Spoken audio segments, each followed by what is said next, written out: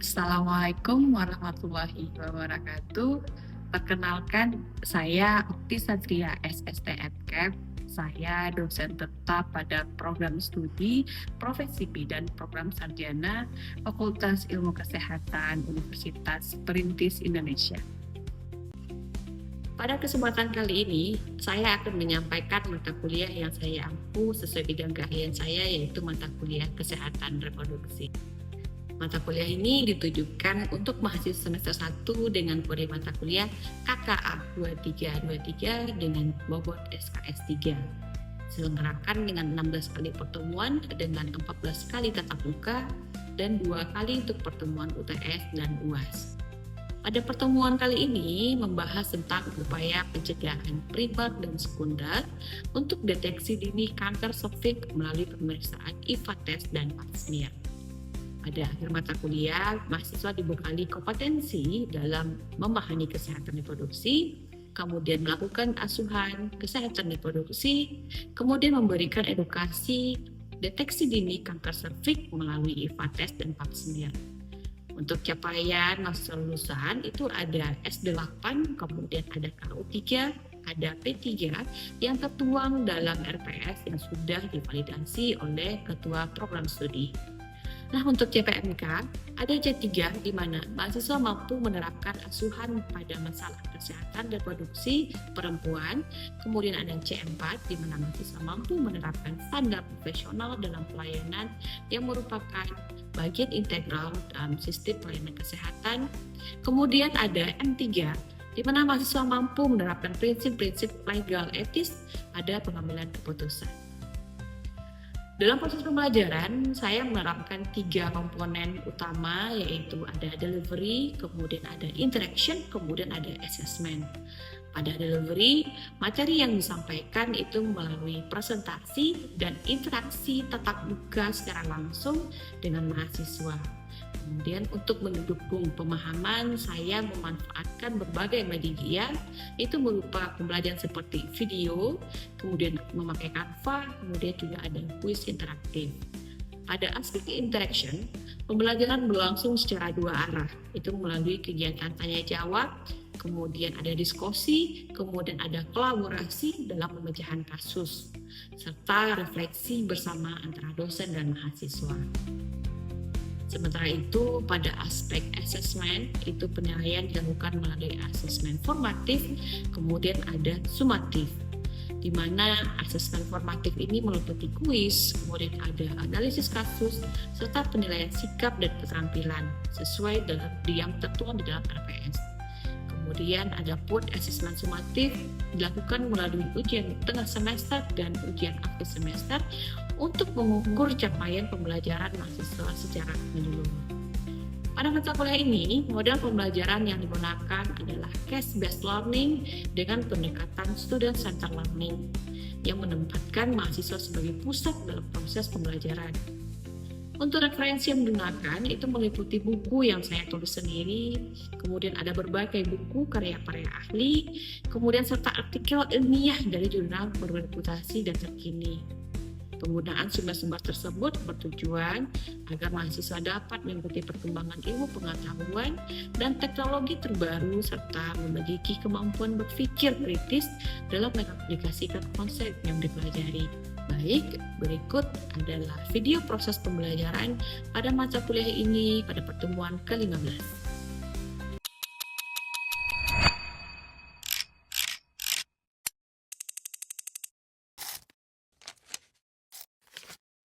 Oke, Assalamualaikum warahmatullahi wabarakatuh. Waalaikumsalam warahmatullahi wabarakatuh.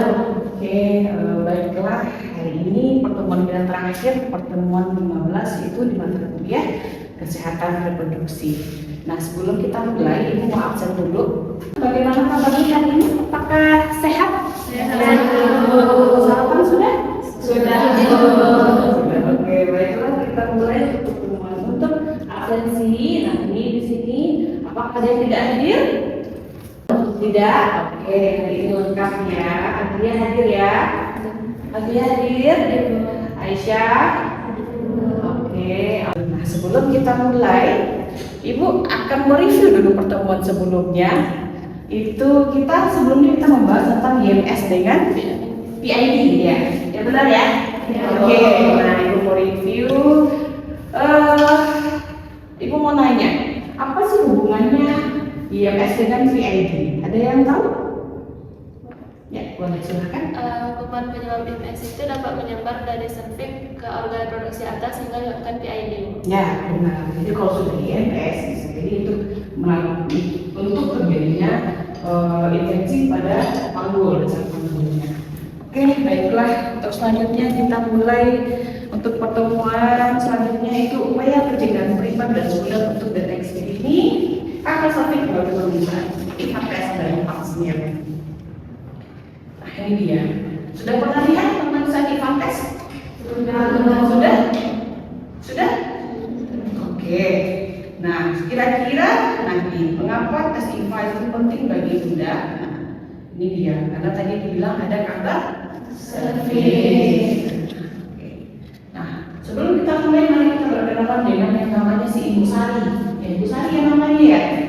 Nah, si Ibu Sari ini dia berumur 35 tahun. Kemudian dia seorang pekerja kantor. Kemudian dia merasa tubuhnya sehat-sehat saja, tidak ada masalah apapun. Ya, karena pemeriksaan kandungan itu menakutkan, kemudian juga mahal, kemudian juga tabung. Nah, itu kata si Ibu Sari. Nah, pada kenyataannya suatu hari si Ibu Sari ini membaca artikel. Nah, mengatakan ada sebetulnya artikelnya ada membahas tentang kanker serviks.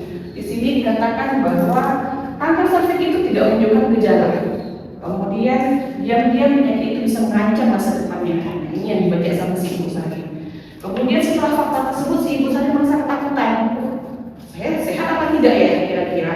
Nah, selanjutnya setahun setelah mengetahui fakta ini si Ibu Sari memutuskan untuk mengambil keputusan untuk memeriksakan kesehatannya melalui tes IVA. Nah, ini dia. Kira-kira apa sih yang dilihat sama si Ibu Sari ini? Nah, kita lihat ya. Wah, ini dia. Dan ternyata yang terjadi di dunia ada 604.127 kasus pada kanker serviks. Banyak ya kan, ada 604.000. Dan kematiannya 341.832. Lebih dari setengah kasus pada kasus kanker serviks itu meninggal, setengahnya. Dan ternyata lagi di Indonesia itu mengalami urutan kedua, lebih banyak. Urutan kedua berarti kan sudah juara ya, berarti kalau kita di sekolah ya. Pada kasus pada tahun 2025, kasus pada ibu atau wanita yang mengalami kanker serviks itu 36.000. 36.000, bayangkan. Berarti bisa jadi setengah dari sini yang meninggal ini, ya kan? Dan yang meninggal 21.000. Kira-kira lebih kan? Yang kena kasus 36.000, yang meninggal 21.000, bayangkan. Karena tidak tahu kalau kanker serviks itu tidak ada gejala, tiba-tiba sudah mengalami kanker serviks. Bayangkan juga, ya kasus kita seorang wanita, kita semua wanita di sini tidak ada gejala apapun, ternyata terdiagnosa kanker serviks, lebih bahaya. Ya, itu dia. Selanjutnya, nah, apa sih sebenarnya kanker serviks itu? Nah, ini dia. Kalau serviks kita sudah tahu ya, apa itu serviks? Kanker serviks adalah kanker ganas yang menyerang daerah rahim atau daerah positif, daerah serviksnya. Ya, kebayang ya anatomi. Nah, ini dia kanker serviks atau serviks yang terkena kanker. Bentuknya seperti bunga kol, melebar.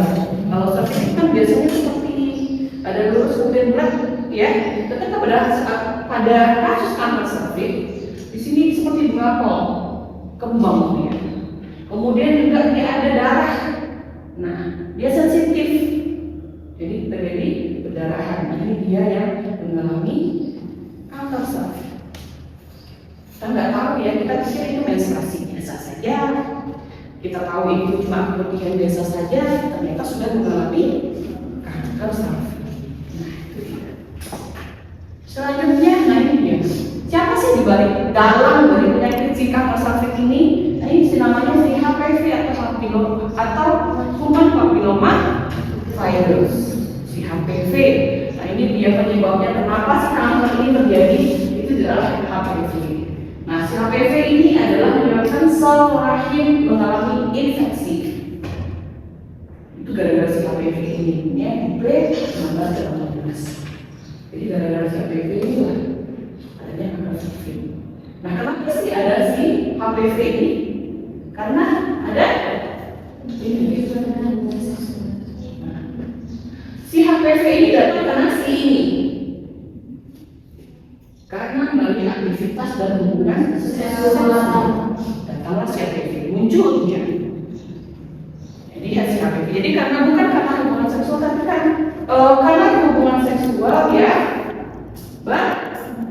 ganti pasangan. Aktivitas seksual memiliki banyak pasangan seksual. Berganti-ganti melakukan hubungan seksual dengan pria yang tidak tahu ternyata si pria itu mengalami juga apakah infeksi atau apa. Nah, jadi si ibunya mengalami kemudian juga usia pernikahan. Nah, makanya dibilangkan usia yang menikah normal itu lebih dari 20 tahun. Karena apa? Karena bisa menyebabkan resiko terjadinya kanker cervix kurang dari 20 tahun.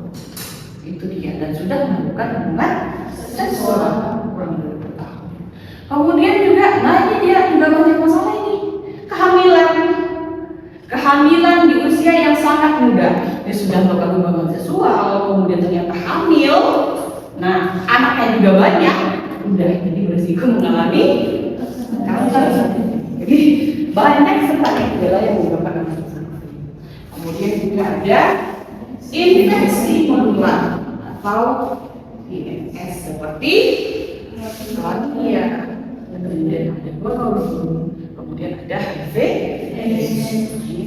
Oh, sudah ada yang seperti ini, kemungkinan si ibu akan mengalami si kanker HIV karena sudah ada HPV tadi di sini, ya.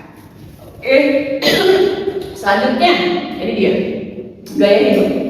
Nah, ini lifestyle juga mempengaruhi terjadinya kanker cervix seperti merokok, kurang vitamin A, kurang vitamin C, dan kurang vitamin E. Jadi banyak konsumsi vitamin karena nanti kalau seperti ini imun kita juga akan kurang. Kalau sudah imun yang kurang berarti virus akan cepat masuk ke tubuh kita. Ya. Kemudian yang terakhir ada kontrasepsi. Kontrasepsi ini juga akan mempengaruhi atau resiko terjadinya kanker cervix. Kontrasepsi pil salah satunya. Jadi tidak boleh seorang ibu mengkonsumsi pil selama-lamanya karena akan berisiko mengalami kanker cervix. 1 dari 3 kanker cervix. Itu dari 3. Jadi kalau ada ibu cari yang lebih aman sebenarnya ada kali ini. Jadi ada yang normal, ada yang tidak normal. Yang tidak normal itu tidak ada kontraindikasinya. Nah, itu dia. Makanya anjurkan ibunya IUD. Oke, sampai di sini ada pertanyaan? Tidak? Oke, baik. Selanjutnya, nah ini dia. Kenapa sih disebut ini pembunuhnya tiba-tiba kena? Nah, ini dia seperti yang bilang tadi. Pada tahap awal yang paling krusial, kanker cervix hampir tidak terdeteksi dan tidak menunjukkan gejala apapun. Tidak ada menunjukkan gejala. Tidak ada demam, tidak ada pusing. Nah, itu dia. Karena tidak ada awalnya, tidak ada keputihan, tidak ada di awalnya. Sudah berkelanjutan. Nah, di stadium lainnya barulah ini ya. Sudah mulai terlihat perdarahan tidak normal dari kemaluan atau dari siklus head. Di luar menstruasi terjadi perdarahan. Yang dikira masih menstruasi juga, katanya siklusnya juga normal. Ya sudah 2 kali seminggu, ternyata di luar siklus dia terjadi perdarahan. Kemudian selanjutnya keputihan yang tidak wajar dan berbau. Nah, keputihan yang normal ada yang tahu seperti apa? Keputihan normal. Kemudian tidak berbau. Nah, itu masuk normal. Kalau sudah dia putih, apalagi sudah kehijauan, tambah lagi berbau, itu sudah ada masalah dengan si keputihannya. Kemudian gangguan buang air kecil. Nah, ini juga gejalanya sedikit-sedikit hingga tidak keluar sama sekali. Nah, ini dia nih gangguan pada buang air kecil sampai dia tidak keluar. Kita merasa ingin BAK tapi dia tidak keluar, ini juga yang gangguan. Kemudian di gangguan buang air besar, ini juga pencernaannya tidak lancar, ini juga akan mengalami atau mungkin faktor yang menyebabkan gangguan servis. Kemudian nyeri pada perut bagian bawah di atas simfisis, dia akan terasa nyeri itu berkelanjutan, sering-sering berkelanjutan pada nyeri. Nah itu juga salah satu ciri jadi si ibu atau si wanita mengalami kanker servis. Oke, nah jadi kalau misalnya nanti ada seorang wanita dia sudah menikah di usia sebelum 20 tahun, kemudian sudah memiliki anak, jadi dia harus ngapain? Nah ini dia. Dua perisainya adalah harus melakukan vaksinasi. Vaksinasi yang namanya vaksinasi HPV. Nah, vaksinasi ini adalah untuk mencegah terjadinya kanker cervix, mencegah ya. Jadi antibodi untuk melawan virus sebelum infeksi terjadi. Nah, tapi kalau misalnya si ibu ini mau melakukan vaksinasi, dia harus banyak uang dulu, ya. Karena kan vaksinasi untuk HPV ini mahal, ya, mahal sekali. Makanya ada cara lain. Cara lainnya apa? Tes IVA. Kemudian ada vaksin. Ya, ini yang lebih murah dibandingkan yang ini. Karena ada ceritanya kemarin kalau misalnya vaksinasi HPV itu sampai berapa? Ada 2 jutaan ya. Nah, ini yang lebih murah. Ini yang murahnya untuk mencegah terjadinya si HPV. Hilangnya atau mencegah terjadinya kanker cervix. Nah, ini kenapa sih tes IVA ini lebih murah? Karena dia ini prosesnya sederhana, tidak ribet. Kemudian hasilnya cepat.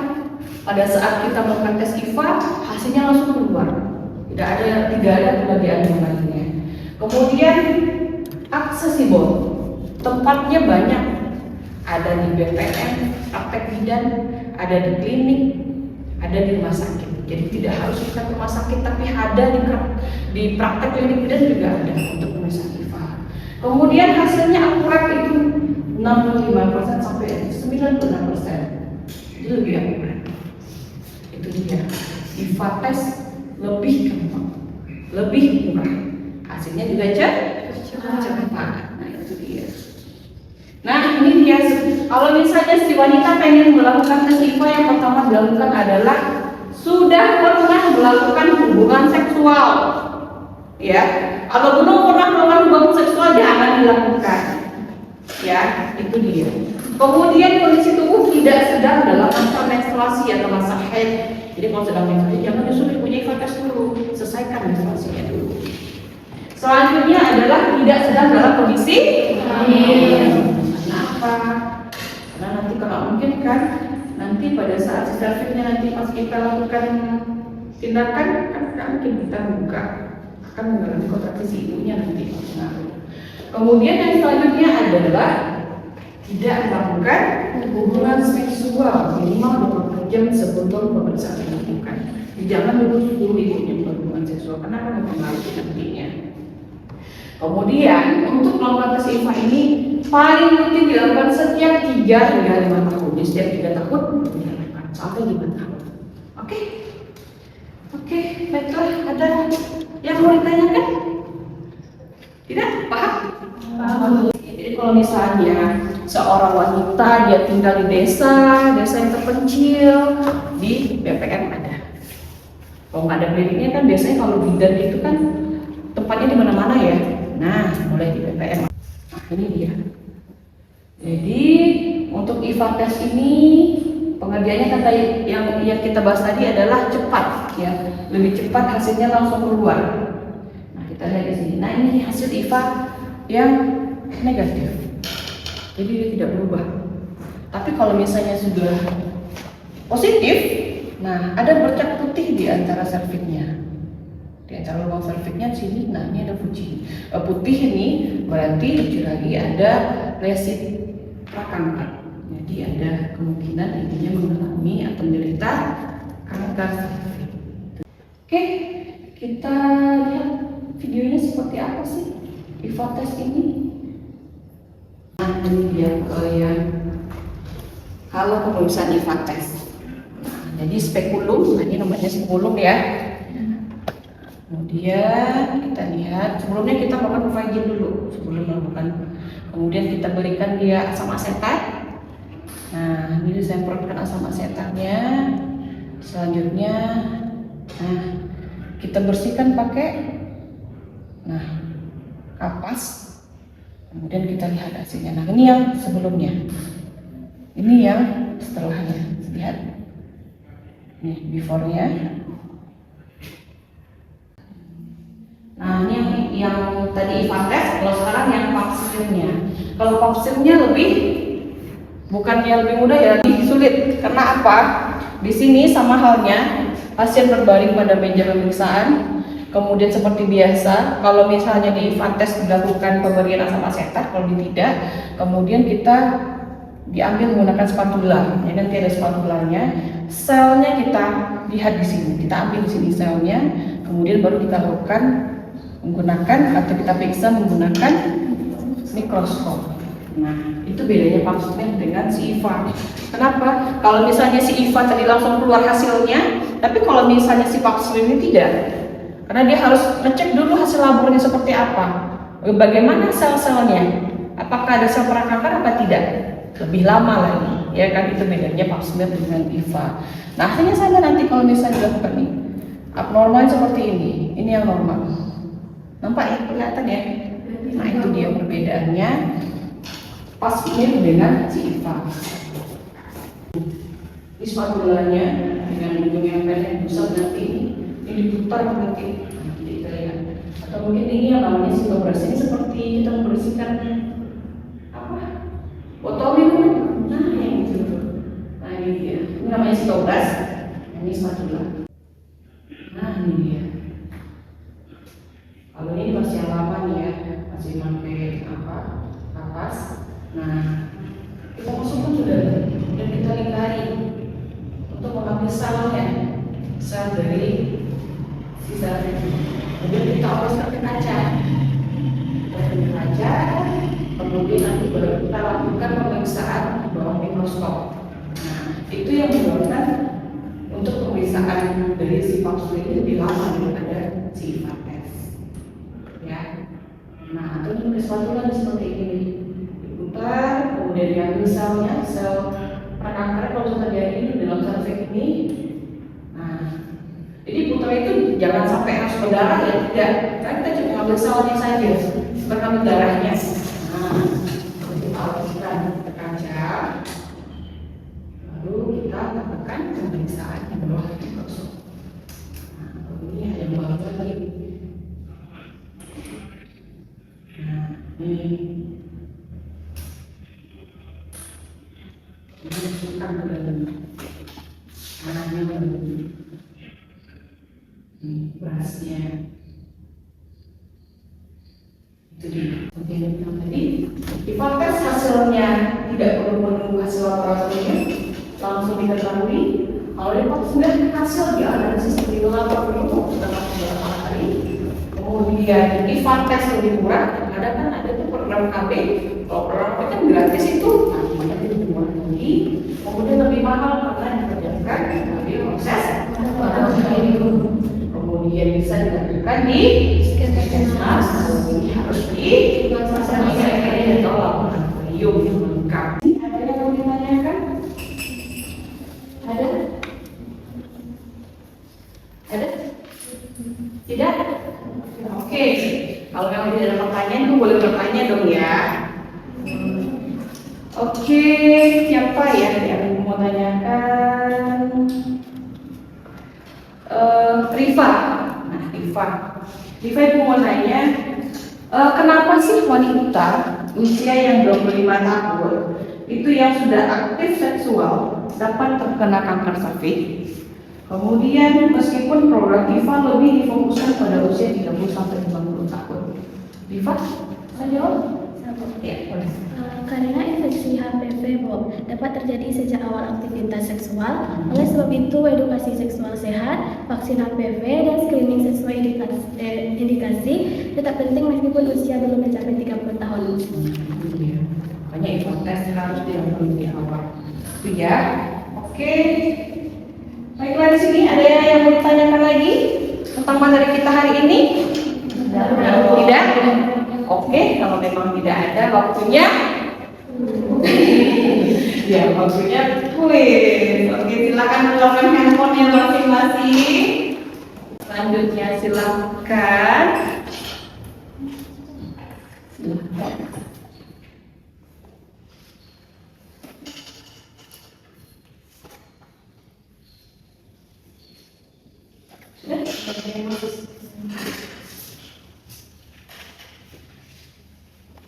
Nah, mana namanya?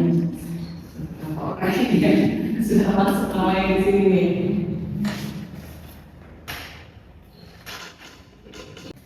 Sudah? Ada lagi yang belum? Sudah semuanya? Sudah? Siapa yang belum? Sudah semuanya? Oke, kalau sudah semuanya kita auto stop quiz. Oke, kita mulai quiznya.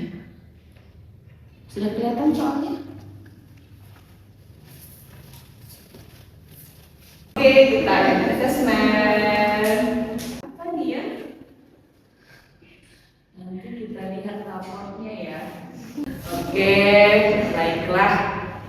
Nah, nanti Ibu lihat siapa yang nomor 1 ini. Nanti Ibu akan melaporkan. Oke, baiklah. Ada pertanyaan lagi untuk pertemuan kita hari ini? Sudah, apa tidak ada? Berarti sekian pertemuan kita hari ini. Mudah-mudahan bermanfaat buat saudara semuanya. Seru ya? Oke, baiklah. Untuk kurang mohon maaf. Assalamualaikum warahmatullahi wabarakatuh. Waalaikumsalam warahmatullahi wabarakatuh. Terima kasih, Bu. Demikianlah video rekaman pembelajaran kesehatan reproduksi yang telah saya sampaikan. Video ini disusun sebagai salah satu syarat dalam penyusunan dokumen pernyataan diri dosen dalam unjuk kerja Sri Dharma Perguruan Tinggi atau PDD UKT-PT Sertifikasi Dosen tahun 2026. Semoga video pembelajaran ini dapat memberikan gambaran mengenai pelaksanaan proses pembelajaran yang saya lakukan serta menjadi bahan pertimbangan yang baik dalam proses penilaian sertifikasi dosen. Akhir kata, saya ucapkan terima kasih. Assalamualaikum warahmatullahi wabarakatuh.